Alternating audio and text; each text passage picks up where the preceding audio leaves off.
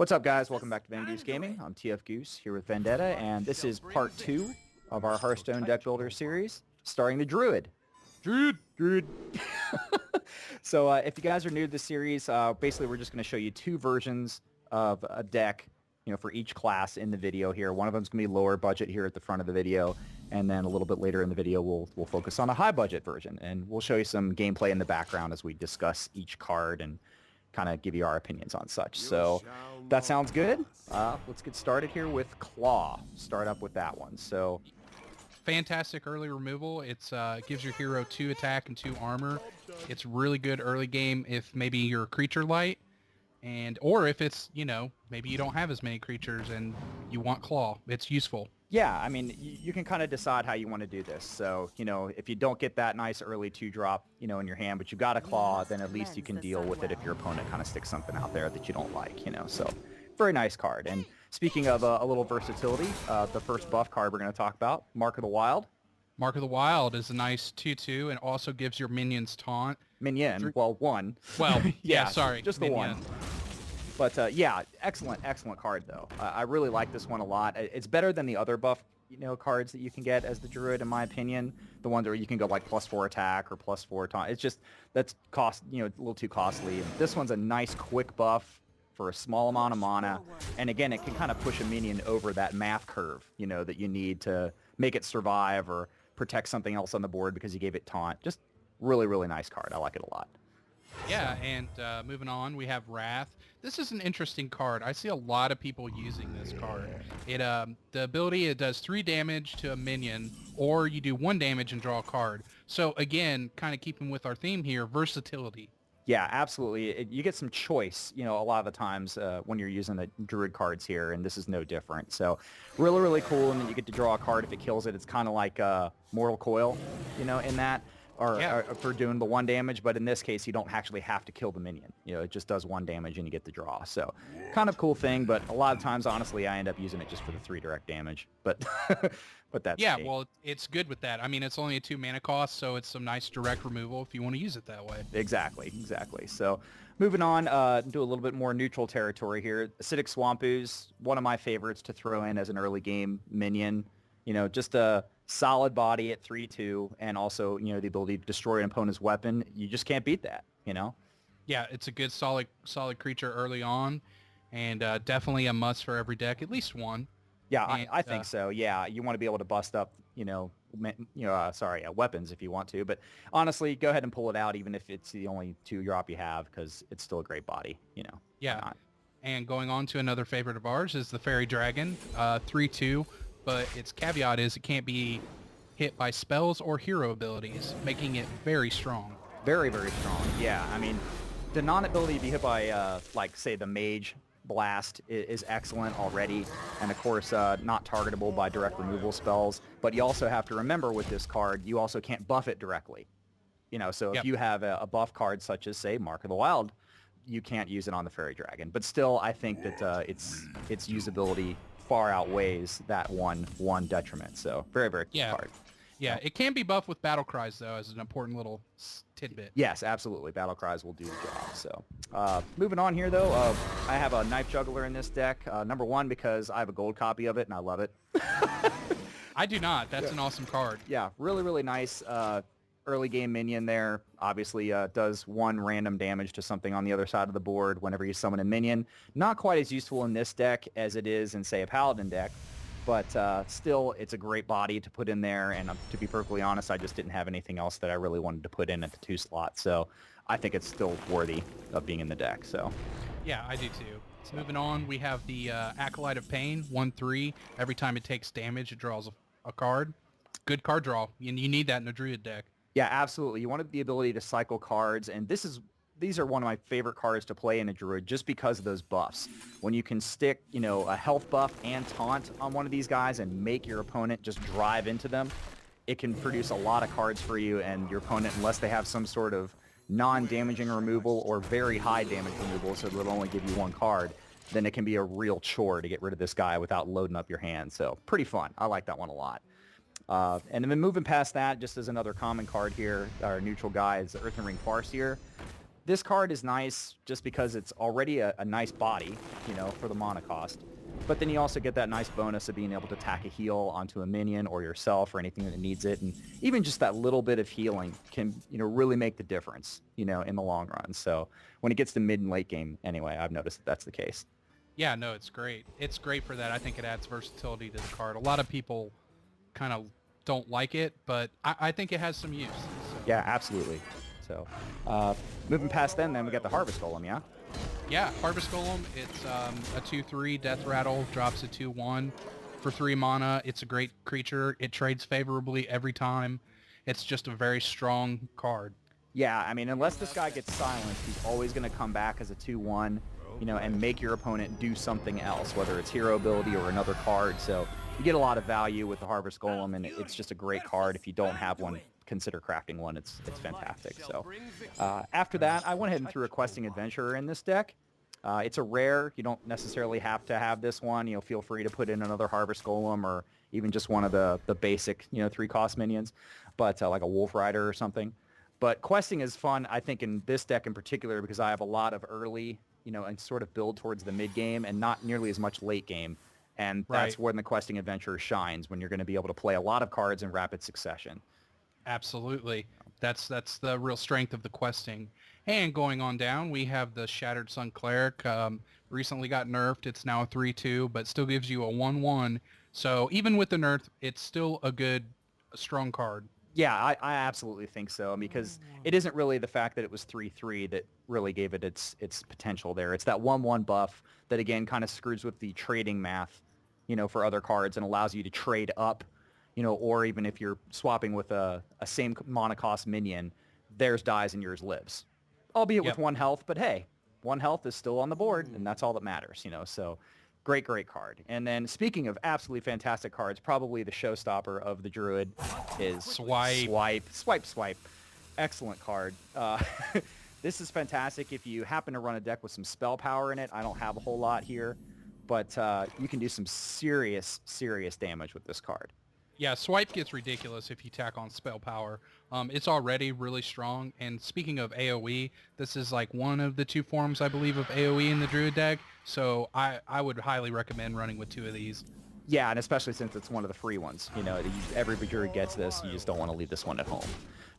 After that, speaking of awesome cards again, Value Yeti. We love Chillwind Yeti in the 4 slot. You know, you just got to love that, you know, 4 attack and 5 health. So hard to get rid of 5 health, you know, at this point in the game, you know, without spending at least a couple of cards or a minion hit and a card or something like that. So excellent card to run in pretty much any deck, in my opinion, and it certainly has a spot here. Yeah, and speaking of value, Dark Iron Dwarf is our next card. Yeah, love the Dark Iron Dwarf. Quick boost in attack power to something that's already on the board. You know, can again help you to trade favorably. You can take a little lowly 3/2 creature and buff it up and kill some other guy's Yeti, you know? Yeah, so and that kind of stuff is valuable.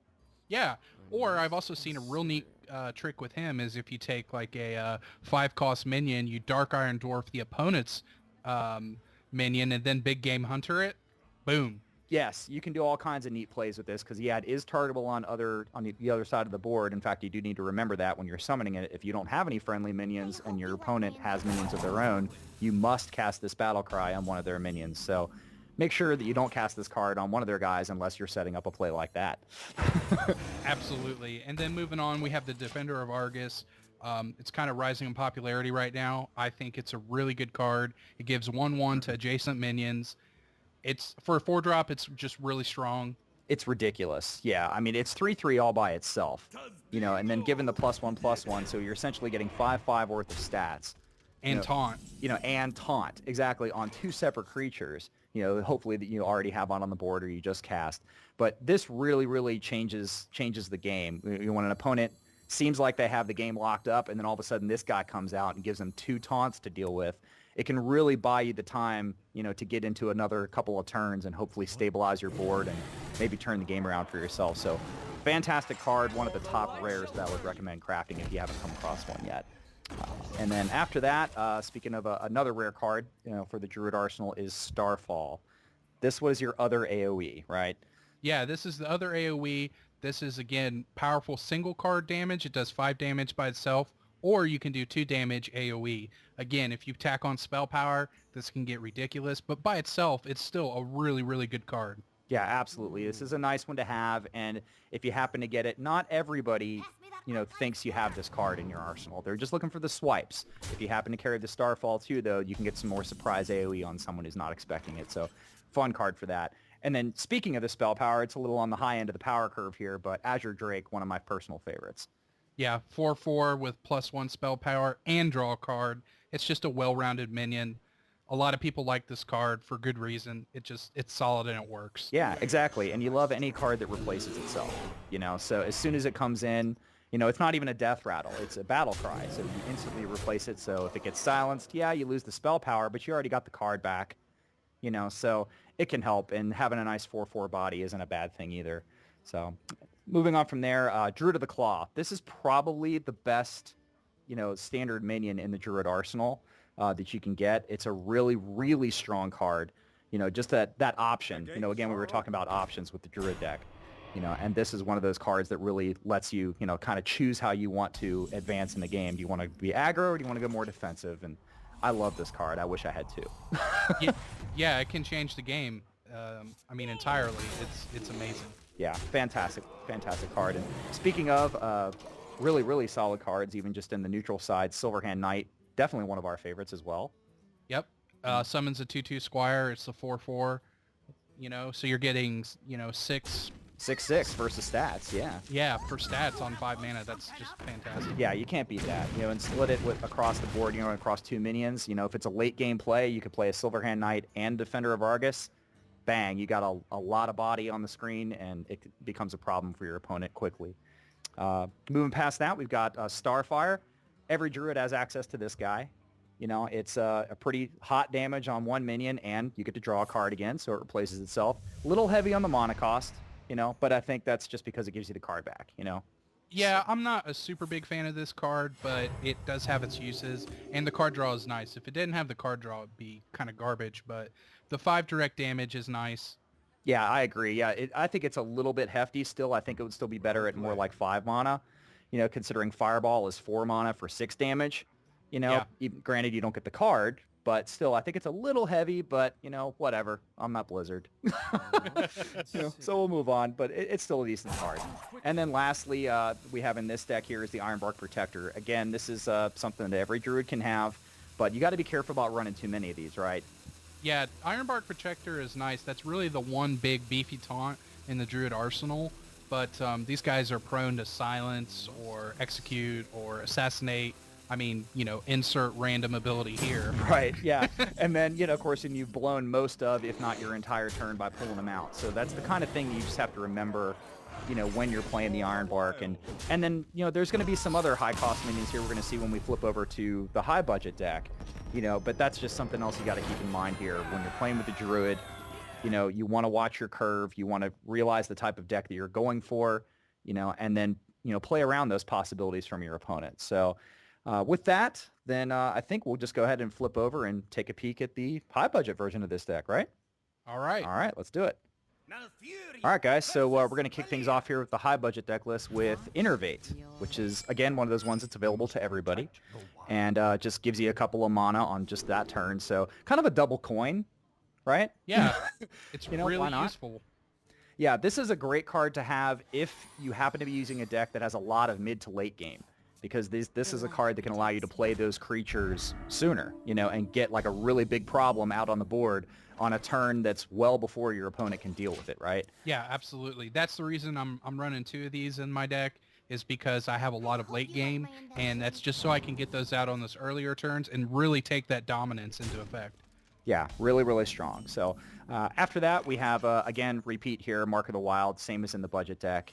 Just really, really strong buff card. Give a couple attack and defense, and pop that taunt on there. Changes the math, changes the priority of the opponent. Really, really solid card. Yeah, it's fantastic. And moving on, we have Power of the Wild, which is you can choose 2 different options here. 1/1 to all minions on the board, or summon a 3/2 Panther. And for 2 mana, that's great value. Yeah, fantastic value for that, because you can either get your 3/2 standard creature summon, which you would normally get with a lot of other 2 mana cards, Or if you already have enough creatures, you just go ahead and buff them all up. You know, put a Shattered Sun buff on everybody, you know? Yeah, it's amazing. Really, really nice card. And it's important to note that this is a spell, though. It is not a creature, so you got to be careful of, you know, certain secrets that stop spells or, you know, and also bear in mind that anything that affects creature summons doesn't necessarily affect this because it isn't a creature cast. So a couple of different things to keep in mind with this card, but it's a lot of fun. Moving past that, again, moving into the standard stuff here, Acidic Swamp Ooze. You got a couple of copies in this deck. Again, same reason as the budget deck, just super solid 3/2 body, ability to blow up a weapon, can't beat it. Yep. You know, gotta love it. Moving on to my favorite, Fairy Dragon, 3/2, can't be targeted by hero or spell power, or spells rather, and it's just a good card. I have 2 of them in this deck just because it's amazing. I have 2 of them in almost every deck. Yeah. Fantastic card. And, you know, same reason here, again, looking at the Earthen Ring Farseer, I had one in my deck as well, you know, and Vendetta runs one in his high budget as well, just because it's a solid card, you know, for 3 mana and the ability to tack a little heal on something, especially when we're not running any of the, you know, any other additional heal in the deck, with the exception of a late game creature, which we'll show you in a little bit. So, but before we get to that, Harvest Golem, yes, another staple. I have 2 golden versions in this deck because they look awesome. Because reasons, right? Yeah, they're fantastic cards. Again, you know, basically get 2 bodies for 3 mana. You gotta love that. So another thing that often goes for 2 for 1 is the next card, which is Scarlet Crusader. Yeah, but for different reasons. Yeah, it's a 3/1 with Divine Shield, which means almost always, unless it gets silenced, it's gonna trade, you know, 2 for 1. Just a really solid early card. Yeah, the 1 health is deceptive, you know, because it looks like, oh gosh, it's only 1 health, but bear in mind it's going to ignore the first damage source, so it really does almost always get to deal that 3 damage to something, you know, and still be on the board. So really nice card there. Also, of course, nice cards. Shattered Sun, can't deny it. Run them in almost anything. You know, +1/+1 to a minion on the battle cry is fantastic. You know, a little less powerful after that nerf. I wouldn't be as happy about casting it without any minions on the board anymore because it's kind of a waste of 1 mana at that point. Yeah. But still, most of the time you're going to have a target for this, so pretty good card. And again, swipey swipe. Swipey swipe. Deal 4 damage to an enemy and 1 damage to all other enemies. It's your AoE removal, one of your forms. Yeah, massively useful. Yeah, everyone expects this card for good reasons. Yeah, because everyone plays it, and you should. Also, Chillwind Yeti had this in the other deck too. We still got a few more of these that are kind of clones, but there's a reason we clone these in the low and high budget decks. Is because they're solid cards. Stick him in there. He's well worth your time. Yeah. As is the next card, which, you know, one of my favorites for sure, Defender of Argus. You know, we can't say enough about this card. Yeah, Taunt and 1/1. It's just fantastic. It works well. Yeah, load them up. Feel free to take 2 if you've got them. You know, they're a great card. But Vendetta goes with a Spellbreaker in another 4 slot here as well, because you like the silence. I do like the silence. This is kind of a theme in a lot of my decks. I like Spellbreakers. It's a 4/3 minion, so it's got some decent power, and then the silence is just the icing on the cake. Yep, absolutely. It's certainly worth it to bring it along, you know, if you can fit it into your deck. And I like this card much better than the Owl, the Ironbeak Owl, which is a 2/1 silence. This one is just much more solid body, and you still get the effect. So I definitely like it. After that, we just have a Starfall in here. Again, same as before. It's AoE that isn't necessarily expected, and if you can pump it up with from spell power, you know, then you can end up doing some massive damage, you know, and clearing a board. So really, really nice. Still not quite as cool as Swipe in my opinion, but a nice card. I mean, but you can never have too much AoE, right? Exactly. Certainly not in Arena, but, you know. Anyway, and then after that, you know, fantastic Druid card still. Again, Druid of the Claw. So much utility, so much choice with this card. You know, you can adapt to the situation, you know, go for face if you're close to the kill, you know, or just taunt up and become a rock on the board. Really, really nice card. I run with 2 of these in my deck versus Goose's 1. Yeah. And then after that, Silverhand Knight, again, fantastic, common, neutral enemy, or neutral minion enemy. You see it on the other side, you hate it. But if you can summon this guy, go ahead and bring him out. You know, just getting those 2 bodies out there for a total of 6/6 is really strong. And then after that, we've got Starfire. Hooray! 5 damage, draw a card, 6 mana. It just fit within this deck. I thought it made sense to put it in here. That's why it's there. It's solid. It's not fantastic. It's not terrible. It's just kind of in the middle.